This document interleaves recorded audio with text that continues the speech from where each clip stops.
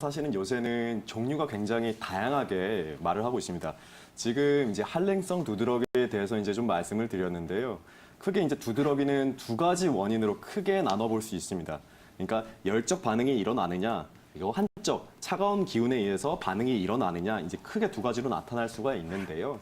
일반적으로 이제 두 가지를 어떻게 구분을 하느냐, 이것에 이제 굉장히 관심이 가실 텐데, 첫 번째는 색깔로도 구분을 할 수가 있습니다. 보통 내가 이게 열기 때문에 나타나는 두드러기라면 붉은색을 띠는 게 당연한 거고요. 그다음에 찬 기운 때문에 나타난다 했을 때는 사실은 별 색깔 없이 붉은 기운이 없이 그냥 살만 올라오는 경우가 대부분입니다. 그리고 특징적으로는 내가 열성 두드러기 같은 경우에는 열기에 노출이 됐을 때 혹은 내가 맵거나 자극적인 음식 혹은 굉장히 막 심리적으로 화가 나거나 열받을 상황이 많이 생겼을 때 그럴 때 나타나는 경우가 많고요. 그 다음에 한성 두드러기 같은 경우는 내가 추위에 많이 노출됐다. 혹은 여름이라고 하더라도 에어컨이나 같은 그 냉기를 많이 쐬거나 그다음에 몸이 기본적으로 냉하고 순환이 약한 이런 소음인 같은 사람들에게 사실은 자주 생길 가능성이 높습니다. 그래서 이제 두드러기가 이제 크게 제가 열기로 인한 것 그리고 한기로 인한 것 이 두 가지에 대해서 크게 이제 구분을 지어서 설명을 드리는데요. 이거에 대한 이제 치료 방법도 사실은 그게 거기에 따라서 이제 두 가지로 나뉘게 되겠죠.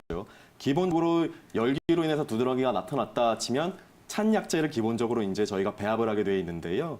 자, 이게 중요한 점은 뭐냐면 내가 건강한 의사를 보니까 정승원 원장이 열성 두드러기는 찬 약제를 먹으라고 했지 해서 찬 약제를 무조건 드시면 안 됩니다.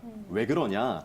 열기라는 것은 피부 표면에 있을 수도 있고 피부 속으로 깊게 들어갈 침투를 하는 경우도 있는데요.